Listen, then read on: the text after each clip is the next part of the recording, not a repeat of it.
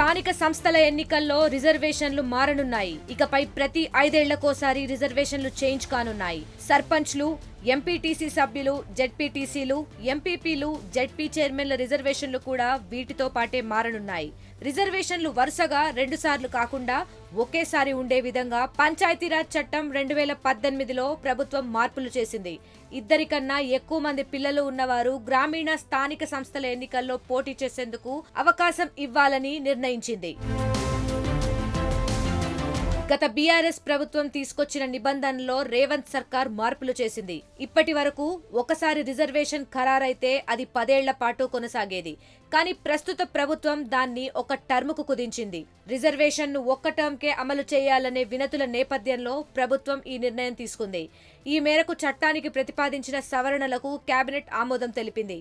చట్ట సవరణతో గ్రామీణ ప్రాంతాల్లో సర్పంచులు, ఎంపీటీసీ, జెడ్పీటీసీ, ఎంపీపీ, జెడ్పీ చైర్మన్లకు సంబంధించిన అన్ని రిజర్వేషన్లు మారనున్నాయి. మరోవైపు 2 కన్నా ఎక్కువ మంది పిల్లలున్న తల్లిదండ్రులు స్థానిక సంస్థల ఎన్నికల్లో పోటీ చేయడానికి ఇప్పటి వరకు అనుమతి లేదు. దీంతో 3 అంతకన్నా ఎక్కువ మంది పిల్లలున్న వారు పోటీ చేసేందుకు అనర్హులుగా ఉండేవారు. అలాంటి వారు సైతం ఎన్నికల్లో పోటీ చేసే విధంగా రేవంత్ సర్కార్ అవకాశం కల్పించింది. వచ్చే స్థానిక సంస్థల ఎన్నికల్లో ఎంతమంది పిల్లలున్నా పోటీ చేయవచ్చు.